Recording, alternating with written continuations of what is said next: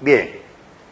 Ahora, ¿por qué hay estos dos tipos de cinética? ¿Por qué las drogas tienen o siguen una cinética u otra?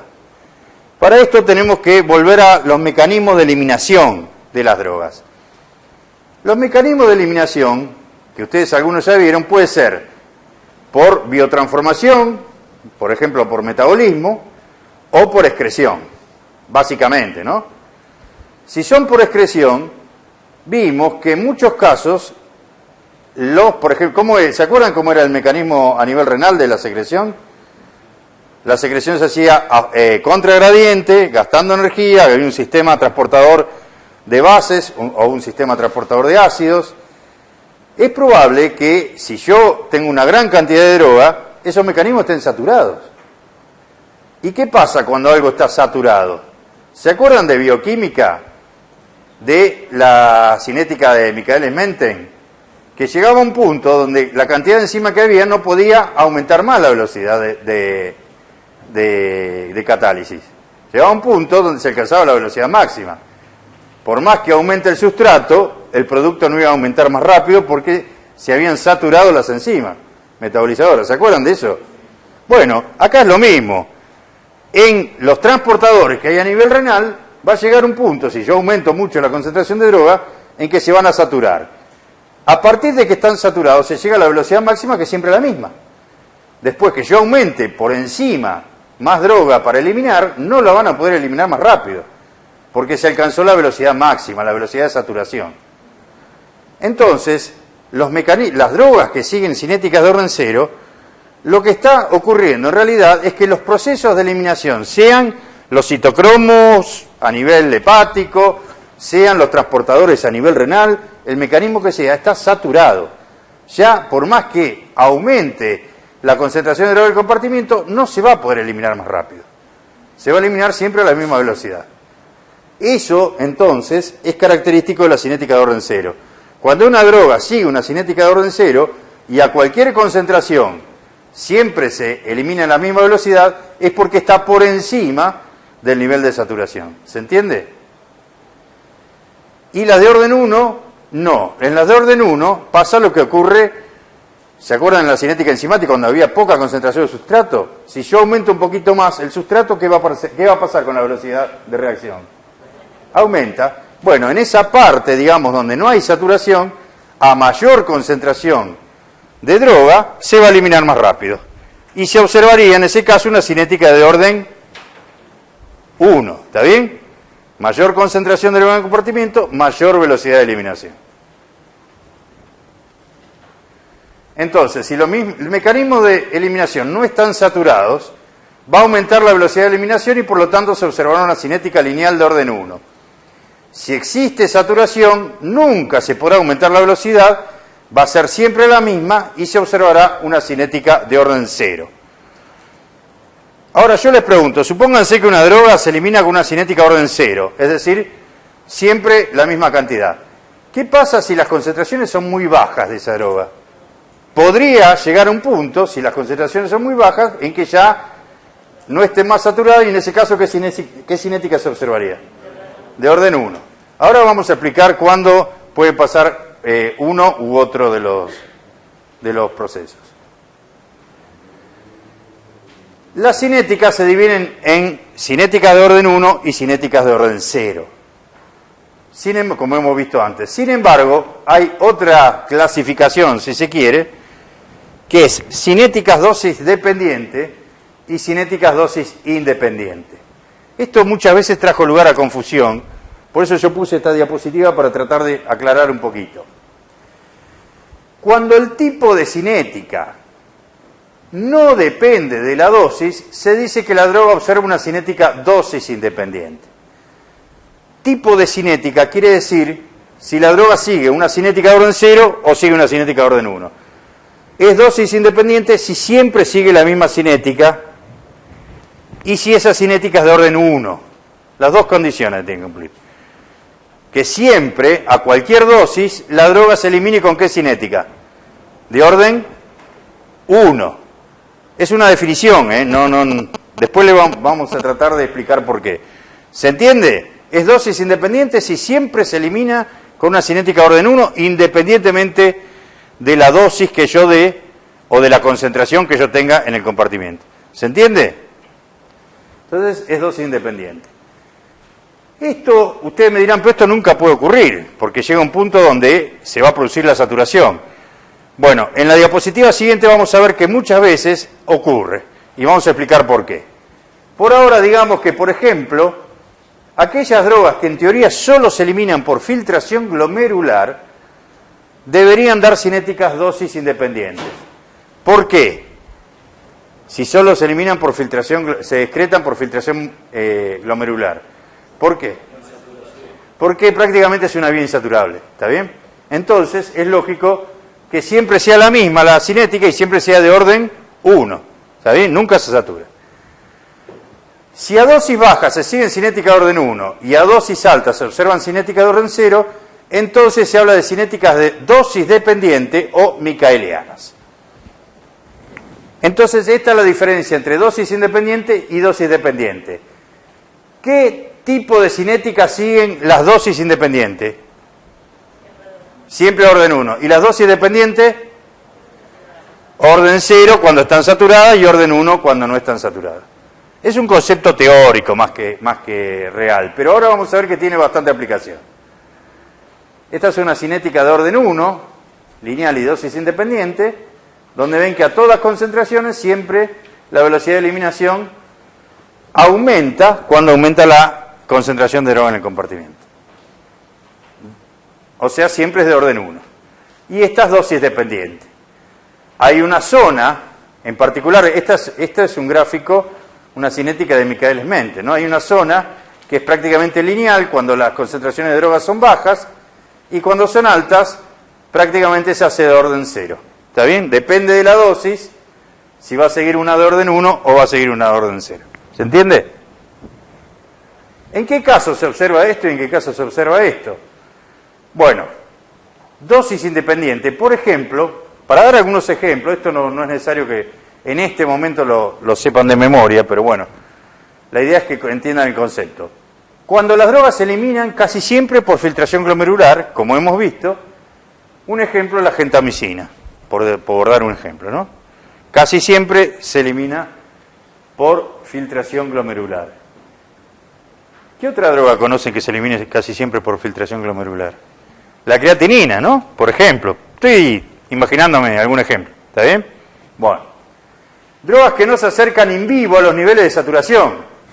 Por ejemplo, las penicilinas. ¿Qué quiere decir esto? Que experimentalmente, si agregamos mucha penicilina, se va a saturar los sistemas.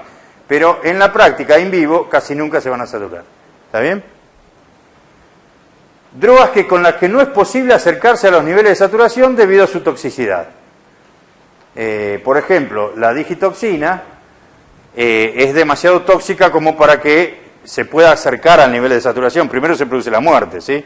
¿Está bien? Y nunca se observa la saturación, por lo tanto siempre es de lineal y de orden 1. Y drogas cuyos niveles tóxicos alcanzan a saturar el sistema, pero cuyos niveles terapéuticos son muy inferiores. Por ejemplo, el diazepam. Es decir, en los niveles que se trabaja, nunca se llega a ver saturación, pero en intoxicaciones podría ocurrir. Esto es importante. ¿Saben lo que es el diazepam? Lo van a ver en fármaco 2. Todas las moléculas que terminan en PAM son benzodiazepinas. Son más que nada ansiolíticos, se utilizan en psiquiatría, pero a veces son drogas de abuso también. Y hubo casos de intentos de suicidio, gente que se intoxicó con este tipo de drogas. Si el paciente está intoxicado, ¿qué va a ocurrir? ¿Cómo va a ser la cinética de eliminación? De orden 0, entonces hay que prever eso, porque uno va por ahí el médico se no, esto es de orden 1, hace una cuenta y dice, bueno, va a disminuir a tanto en tantas horas y en realidad es de orden 0, ¿está bien? Porque está en niveles que no son los terapéuticos sino tóxicos. ¿Se entiende? Bueno. Y la cinética no lineal o dosis dependiente, drogas que con dosis terapéuticas, ya digamos no con dosis tóxicas, sino con dosis terapéuticas, alcanzan la zona intermedia del gráfico de cinética dosis dependiente. Por ejemplo, la fenitoína o el ácido salicílico. El ácido salicílico es el metabolito de la aspirina, del acetil salicílico. Estas drogas ya, digamos, saturan a niveles terapéuticos, ya estarían siguiendo cinéticas de orden cero. Drogas que cualquier dosis que produzca un efecto ya tienen cinética de orden cero, el alcohol. El alcohol, salvo en concentraciones experimentales, siempre sigue una cinética de orden cero porque los mecanismos están saturados con muy bajas concentraciones. Satura los mecanismos de eliminación. Bueno, la mayor parte de las drogas tienen eliminación prácticamente dosis independientes dentro de un cierto rango terapéutico, pero esto no siempre es así y no debe extrapolarse esta información en los casos de intoxicación, como ya vimos antes, ¿sí? Bien, ahora vamos a suponer que vamos a seguir, digamos, toda la discusión que sigue, una cinética dosis independiente, o sea lineal, o sea de orden 1, ¿sí? Se lo toma como sinónimo, ya vimos que no son sinónimos. ¿No es lo mismo decir cinética dosis independiente que decir cinética de orden 1? No, ¿cuál es la relación entre una y otra? Lo dijimos antes. Las cinéticas dosis independientes son las que siempre siguen una cinética de orden 1, ¿sí? A cualquier concentración. Las dosis dependientes las van a seguir en ciertas concentraciones y en otras altas no, ¿está bien? Las dosis independientes siempre siguen cinéticas de orden 1. No son sinónimos, pero bueno, a veces por eso es la confusión, a veces se lo toman como sinónimo. ¿Se entiende, no, la diferencia? Bueno, vamos a definir la vida media. ¿Se acuerdan qué era la vida media? Una medida de la eliminación de la droga. Es el tiempo que tarda la droga en disminuir su concentración a la mitad. Yo administro una droga y va a pasar un tiempo en que su concentración va a llegar a la mitad por virtud de su eliminación. Ese tiempo se llama vida media. ¿Cómo se calcula? Acá tenemos un gráfico de concentración versus tiempo. Les dije que estos son los gráficos que siempre van a ver en la guía de trabajos prácticos. Concentración versus tiempo, no versus droga. ¿Se acuerdan que yo puse algunos que eran concentración versus droga? En este caso es concentración versus tiempo, ¿sí? Tiempo en abscisas y concentración ordenada. Estos son los gráficos que van a ver siempre. ¿De qué orden es esta? Cualquiera de estas dos rectas, de estos dos gráficos, perdón, ¿de qué orden son? ¿1 o 0? 1, porque en el aritmético es una exponencial negativa y en el semilogarítmico es una recta. Es de orden 1, acuérdense eso. Bueno. Fíjense en este gráfico que es una aproximación. ¿Cuánto tarda en pasar de 100 a 50? Tarda, si acá está 100, acá está 50. ¿Cuánto tardó? 2 horas. Y en pasar de 50 a 25, que es la mitad, no, 2 horas también, no, 4 desde 0, pero desde 50 a 25 tardó 2 horas, ¿sí? Y en general, si yo hiciera de 25 a 12,5, que es la mitad de 25, también tardaría 2 horas. Siempre una cinética de orden 1, para disminuir a la mitad, el tiempo que se tarda es el mismo. Y ese tiempo se llama vida media. Este tiempo, el tiempo de disminución de las concentraciones plasmáticas, el tiempo que tarda en disminuirse la concentración plasmática a la mitad, se llama vida media y en una cinética de orden 1 es constante para una droga determinada. Es decir, cada droga tiene una vida media que es constante. Siempre tarda lo mismo para bajar la mitad de su concentración. ¿Se entiende acá, no? Que es siempre lo mismo. Bueno, estas fórmulas, yo no los quiero marear con fórmulas matemáticas, son las fórmulas que representan estas ecuaciones. El que le gusta la matemática, no hay ningún problema, las puede estudiar. Esto es concentración plasmática 2, o sea, final. Esto es concentración plasmática 1. Esta es la base de los logaritmos naturales, E. Y esta es la constante de eliminación por el tiempo en el que se toma esta muestra menos el tiempo que se toma esta. T2 menos T1. ¿Sí? Lo que sí les quería decir, ¿qué es la constante de eliminación?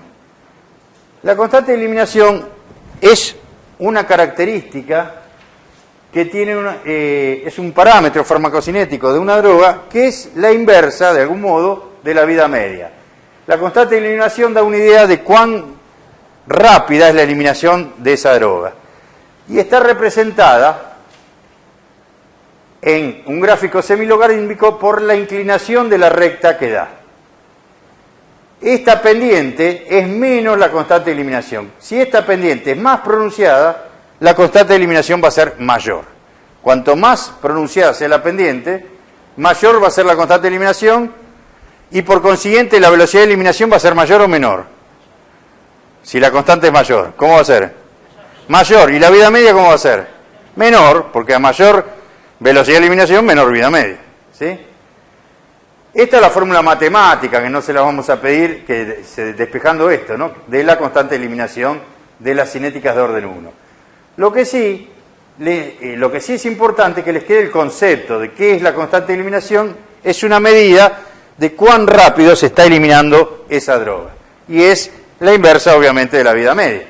Acá, por ejemplo, tenemos dos drogas A y B, ¿sí? A en rojo, B en amarillo.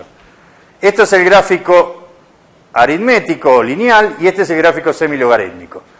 Los dos gráficos son la misma representación, nada más que las escalas son distintas, ¿no? Son las mismas drogas. ¿Cuál tiene mayor constante de eliminación? Acá en el gráfico semilogarítmico, ¿A o B?